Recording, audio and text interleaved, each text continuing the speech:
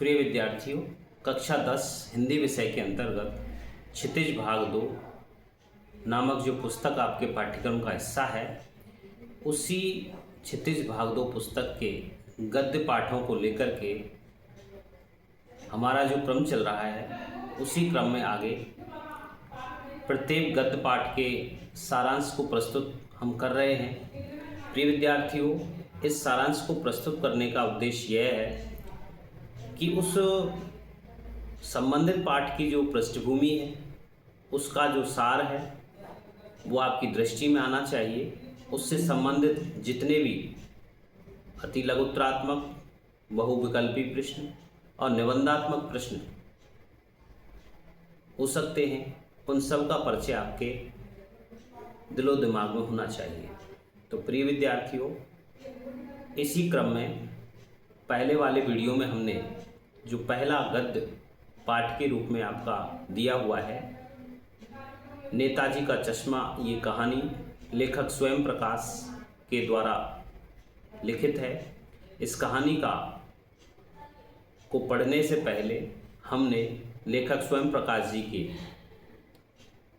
जो लेखक परिचय है उसको हम पढ़ चुके हैं। उसका वीडियो एक आपके सामने पहले प्रस्तुत कर चुके हैं। प्रिय विद्यार्थियों, आज हम उस नेताजी का चश्मा नामक जो कहानी है स्वयं प्रकाश जी की, उसके पाठ को यहाँ पर आपके सामने प्रस्तुत कर रहे हैं। मेरा विश्वास है विद्यार्थियों कि इस पाठ के सार को पढ़ने के बाद में, सुनने के बाद में, आप उस पाठ से संबंधित जितने भी विषय वस्तु बनती है, जितने भी प्रश्न बनते हैं, उन सभी प्रश्नों को आप अच्छी तरह से उनके उत्तर आप लिख पाओगे। तो आइए विद्यार्थियों, इस क्रम को शुरू करते हैं। और इस पाठ में है क्या, ये कहानी किस केंद्र बिंदु को लेकर के चलती है, तो आइए विद्यार्थियों देखते हैं। सबसे पहले आपको ये देखना है कि जिस प्रकार से उपन्यास है, नाटक है, निबंध है, उसी प्रकार से कहानी भी हिंदी साहित्य के अंतर्गत गद्य की विधा मानी जाती है। उसी गद्य की विधा के अंतर्गत ये आपकी कहानी आपके पाठ के रूप में दी हुई है। प्रिय विद्यार्थियों, सारांश प्रस्तुत करने से पहले इस कहानी के अंतर्गत जो भी पात्र आए हैं, उनके बारे में चर्चा जरूरी है। तो यहाँ हमें प्रमुख रूप से जो 3 पात्र हैं वो देखने को मिलते हैं। पहला पात्र जो है वो हवलदार साहब है। दूसरा जो पात्र है वह कैप्टन है, जो कि देशभक्ति की प्रतिमूर्ति है।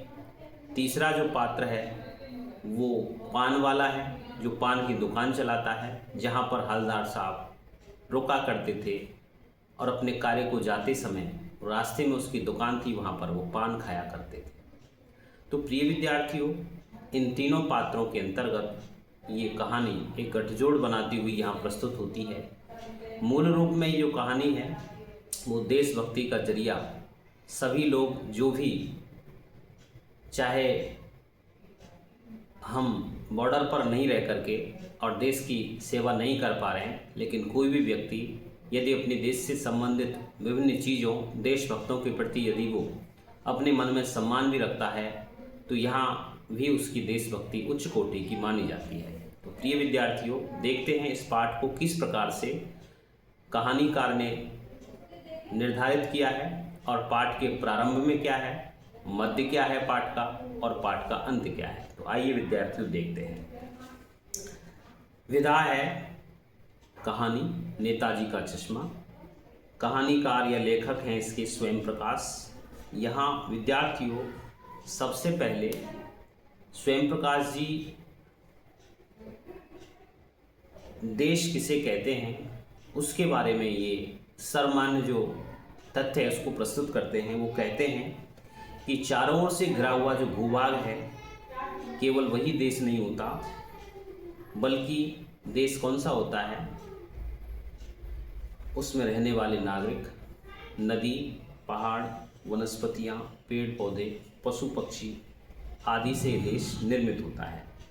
और इन सभी चीज़ों से प्रेम करना और इनकी समृद्धि का प्रयास करना ही देशभक्ति कहलाता है। तो यहाँ बताया गया है लेखक के द्वारा कि एक चारों ओर से घिरा हुआ भूभाग जो है वही देश नहीं होता, उसके अंतर्गत रहने वाले जो पेड़ पौधे हैं, पाए जाने वाली जो वनस्पतियाँ हैं, नदियाँ हैं, पहाड़ हैं, पशु पक्षी हैं, उनसे मिलकर के देश बनता है।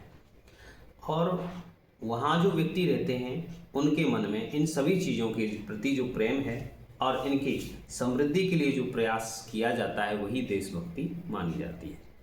यहाँ नेताजी का जो चश्मा है वो कहानी कैप्टन चश्मे वाले के माध्यम से देश के करोड़ों जो नागरिकों के योगदान को यहाँ पर रेखांकित करती है, जो इस देश के निर्माण में अपने अपने तरीके से त्याग करते हैं, सहयोग करते हैं। बड़े ही नहीं, बच्चे भी इस योगदान में शामिल होते हैं।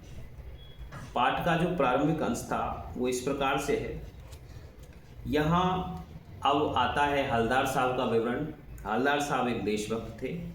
देशभक्ति के हृदय में देशभक्तों के लिए उनके हृदय में बड़ा सम्मान था। इसी कारण नेताजी सुभाष चंद्र बोस के प्रति भी उनके मन में गहरा आदर और सम्मान है। पाठ के अनुसार विद्यार्थियों, वह जो हवलदार साहब हैं, जो प्रमुख पात्र हैं इस कहानी के, वह कंपनी के काम से, एक कंपनी में कार्य करते हैं और उस कंपनी के काम से वो हर 15 दिन में एक कस्बे से होकर के वो गुजरते थे। विद्यार्थियों, बीच बीच में जो इम्पोर्टेंट आपकी जो शब्दावलियाँ आती है उनके बारे में भी हम चर्चा करेंगे बीच बीच में।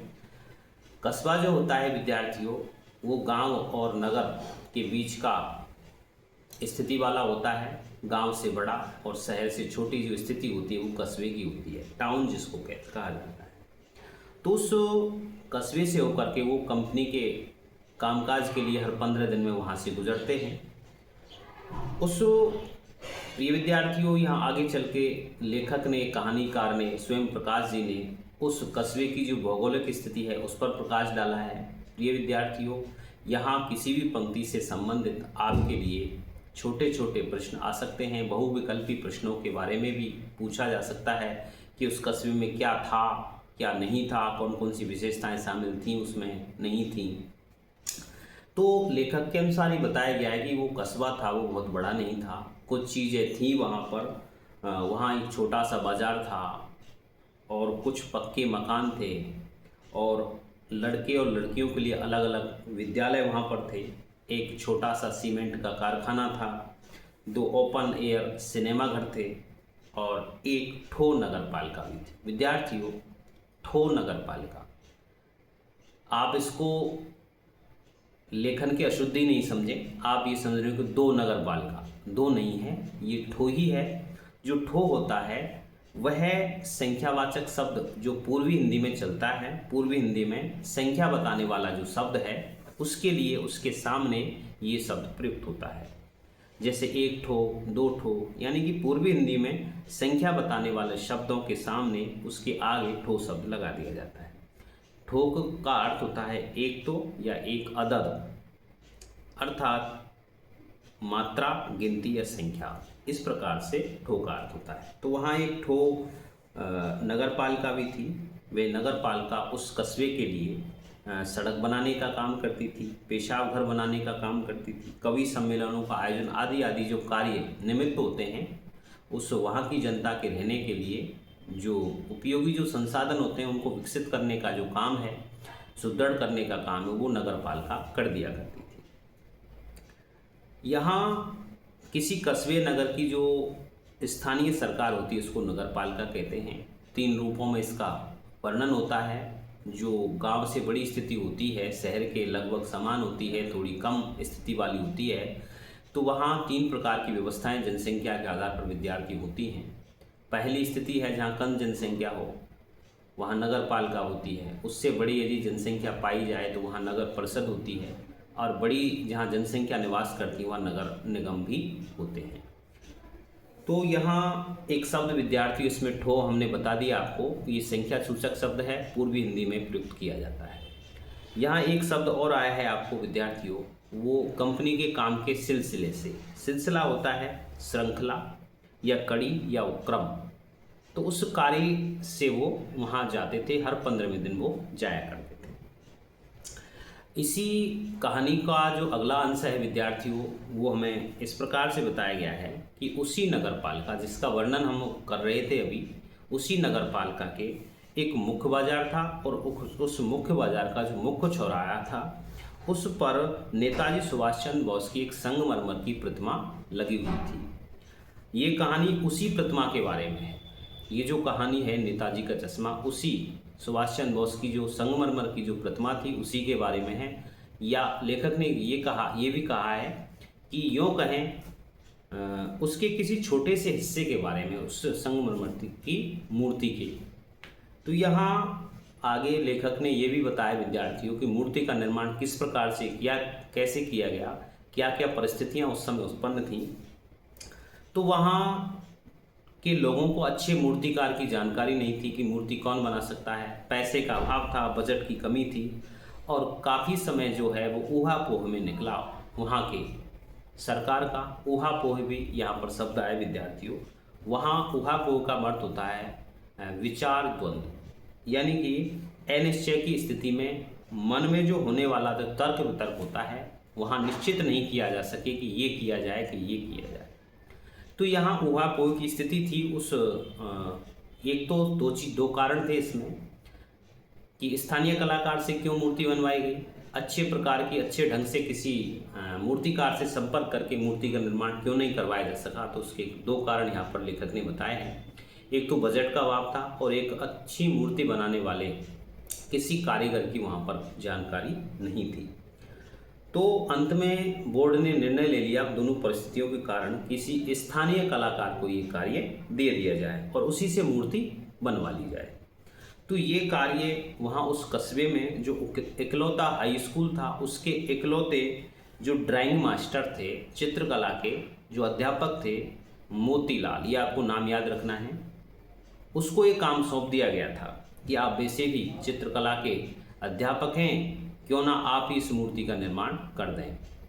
तो उसको बहुत प्रसन्नता हुई कि इतना बड़ा काम पूरे शहर के बासिंदों के द्वारा मुझे सौंपा जा रहा है। तो उसने भी कह दिया मोतीलाल ने कि महीने भर में मैं मूर्ति बना करके पटक दूंगा।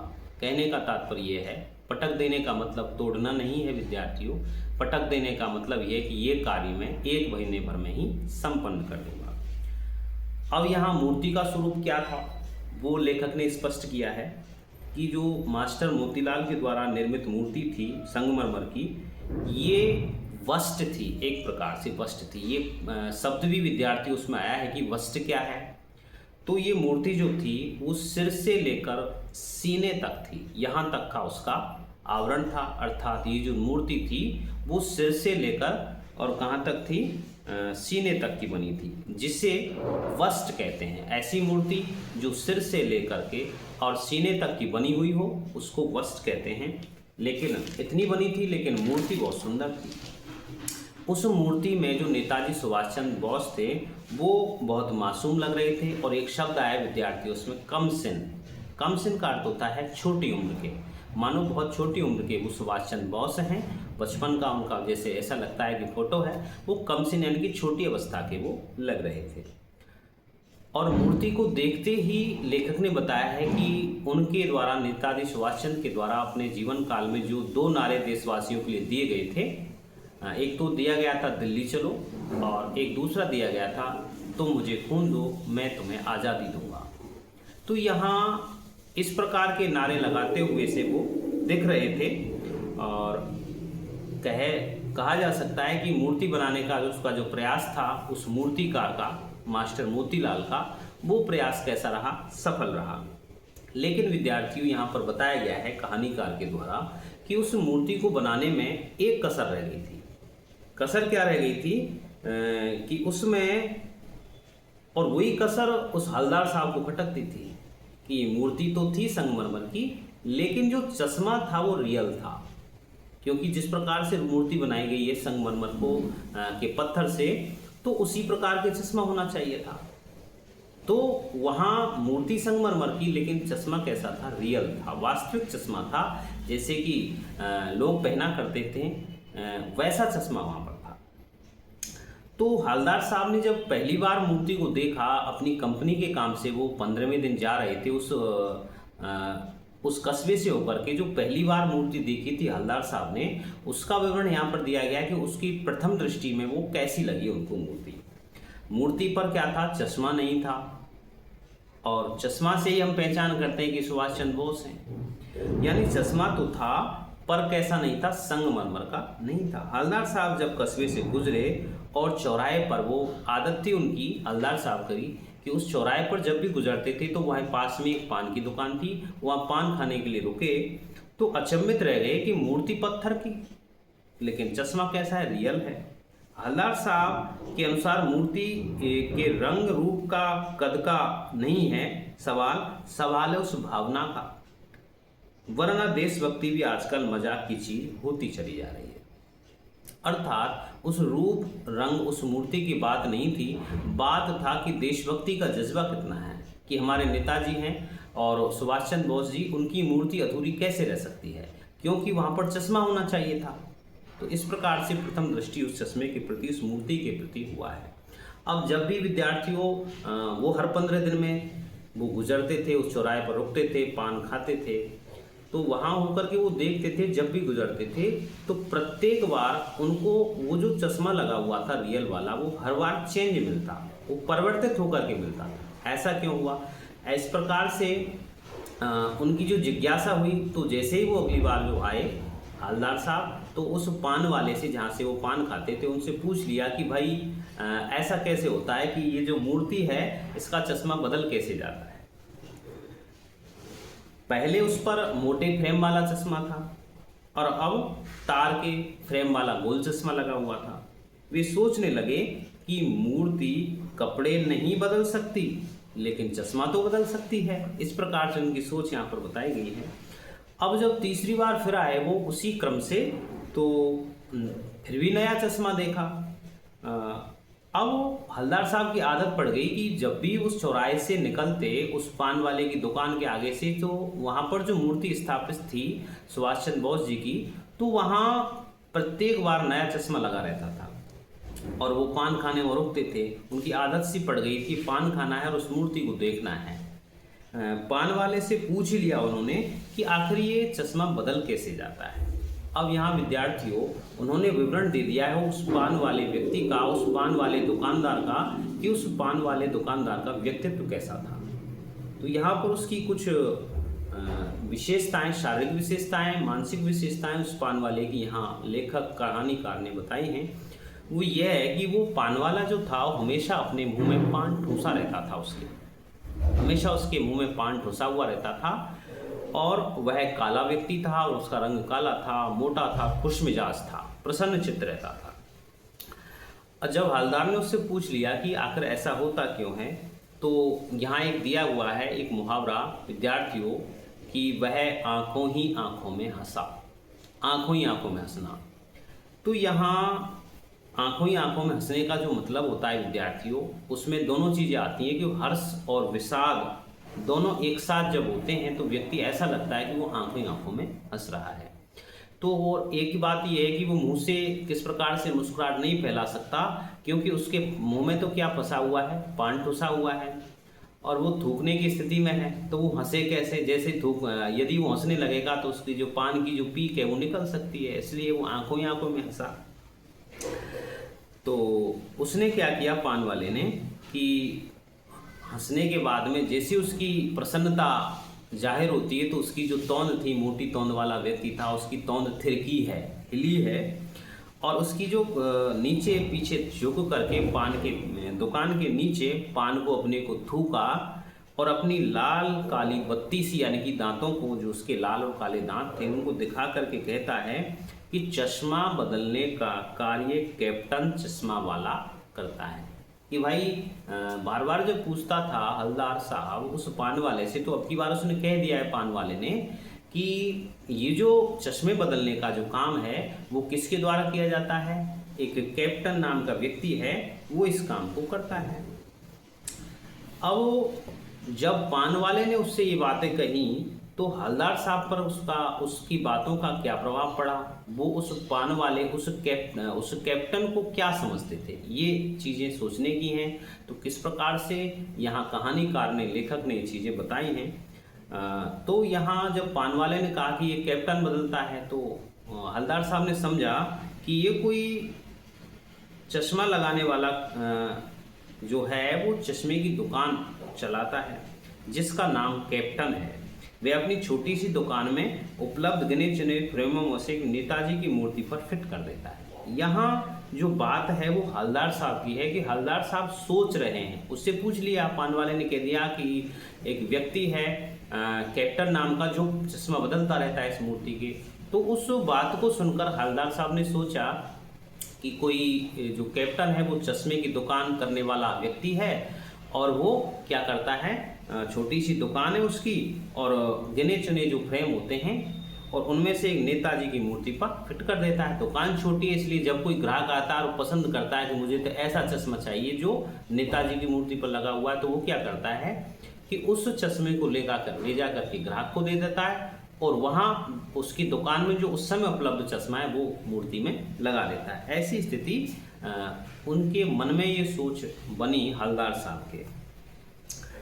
अब जब हवलदार साहब ने नेताजी के ओरिजिनल चश्मे के बारे में पूछा कि ये बदला क्यों जाता है चश्मा, तो वहाँ पान वाले ने हकीकत बताई थी कि पान वाले ने पूछा के मूर्तिकार मास्टर मोतीलाल से पत्थर के पारदर्शी जो चश्मा है, पारदर्शी यानी कि चश्मे में तो क्या होना चाहिए, आर पार दिखना चाहिए। तो वो जो व्यक्ति था जिसने मूर्ति बनाई थी मास्टर मोतीलाल, वो पारदर्शी चश्मा नहीं बना सका, संगमरमर का जो पारदर्शी चश्मा था नहीं बना सका, इसलिए उस मूर्ति में चश्मे की कमी रह गई है। अब यहाँ चश्मे वाले की देशभक्ति के प्रति जो हवलदार साहब हैं उनकी जो स्थिति है वो किस प्रकार से हुई है, तो ऐसा सुनकर के चश्मे वाले की देशभक्ति के समक्ष वो हवलदार साहब वो नतमस्तक हो गया कि यहाँ इस प्रकार से देशभक्ति भी की जा रही है। जब हवलदार से पान वाले ने पूछा कि चश्मा बदलने वाला तो क्या है, एक लंगड़ा व्यक्ति है, उसके व्यक्तित्व बताया गया है कि ऐसा ये कौन है, आप विस्तार से बताइए। हवलदार साहब ने जब पूछा तो पान वाले ने कहा कि वो तो कोई एक सामान्य व्यक्ति है और वो लंगड़ा व्यक्ति है पैर से, और क्या है वो फौज में क्या जाएगा। उन्होंने समझा था कि ये फौज में हो सकता है, तो पान वाले ने कहा कि फौज में क्या जाएगा, वो तो लंगड़ा व्यक्ति है, और एक शब्द और कह दिया कि वो तो पागल है। इस प्रकार से जब सुना उन बातों को तो वो अचंभित रह गए हवलदार साहब कि एक देशभक्त का इस तरह से इस देश में मजाक उड़ाया जा रहा है। तो उसे उन हवलदार साहब को पान वाले की जो बातें हैं वो अच्छी नहीं लगी हैं। अब यहाँ पर चश्मा बदलने का जो दर्शन है, साक्षात उसने चश्मा बदलते हुए किस प्रकार से कैप्टन को देखा है, वहाँ ये स्थिति बताई गई है इस कहानी में। तो हवलदार साहब ने देखा कि बूढ़ा सा मरियल व्यक्ति है, बहुत कमज़ोर स्थिति है उसकी, और उसके सिर पर गांधी टोपी है और आंखों पर क्या है, काला चश्मा है। उसके हाथ में छोटी सी संदूक ची है, यानी कि छोटा सा संदूक है, उसमें विभिन्न प्रकार के चश्मों के जो फ्रेम है वो लगे हुए हैं, और उसके दूसरे हाथ में क्या है, एक बांस पर टंगे हुए बहुत से चश्मे हैं। अर्थात ये स्थिति जो है वो फेरी लगाने वाले की जैसी है। यानी कि अब वो निश्चित हो गया हवलदार साहब के मन में कि अब ये जो स्थिति है वो किसकी है, कि एक फेरी वाला है।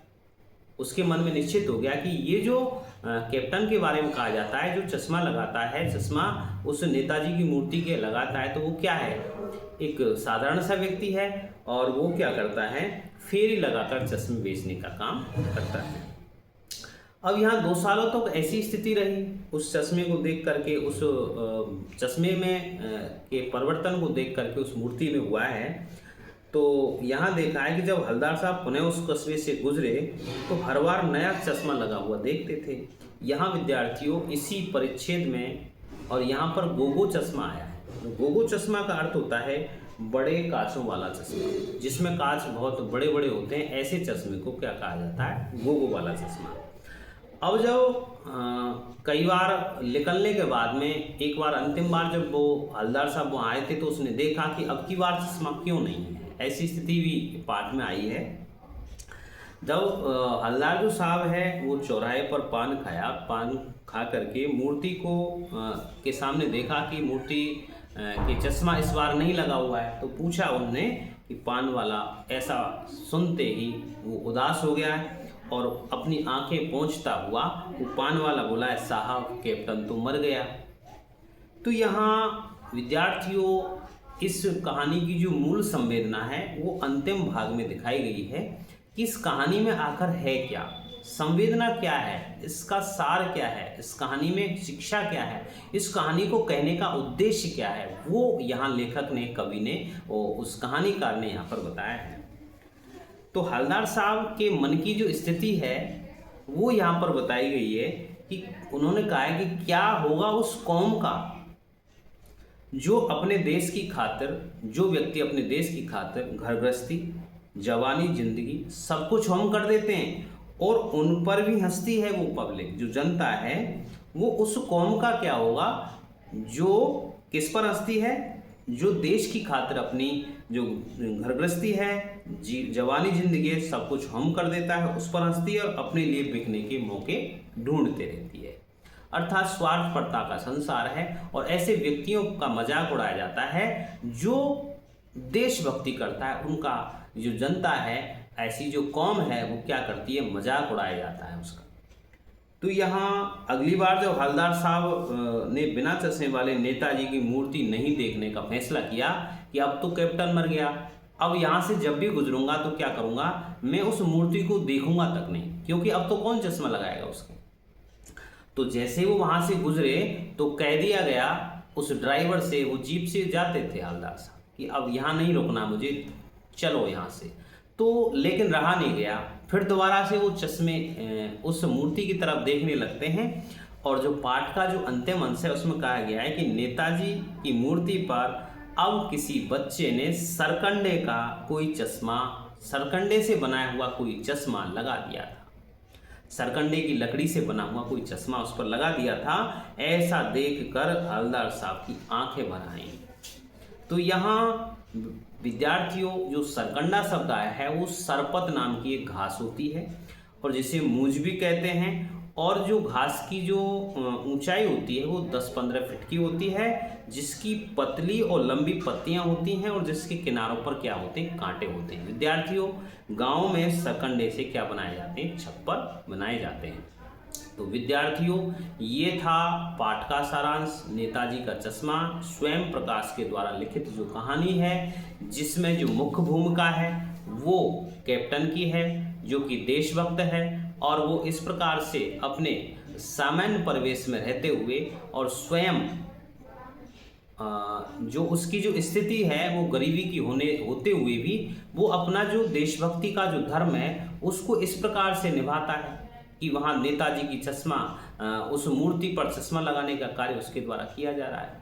तो विद्यार्थियों, शिक्षा मिलती है इस कहानी से कि हमें देशभक्ति करने का हमारे दिमाग में जज्बा होना चाहिए। देशभक्ति कहीं से भी देश के प्रति कल्याण करके, वहाँ जो भी प्राकृतिक संपदा है देश के अंतर, उसका संरक्षण करके भी और देशभक्तों के प्रति अपने मन में अच्छी भावना रखने पर भी देशभक्ति कही जा सकती है। तो प्रिय विद्यार्थियों, मुझे विश्वास है कि आपको इस कहानी का जो सारांश है वो ठीक लगा होगा, अच्छा लगा होगा। अगले वीडियो में मिलते हैं कुछ बहुविकल्पी प्रश्नों के साथ जो इस पाठ के सार से संबंधित थे। आपको कहीं ना कहीं वो प्रश्न देखने को अवश्य मिलेंगे। तब तक के लिए धन्यवाद।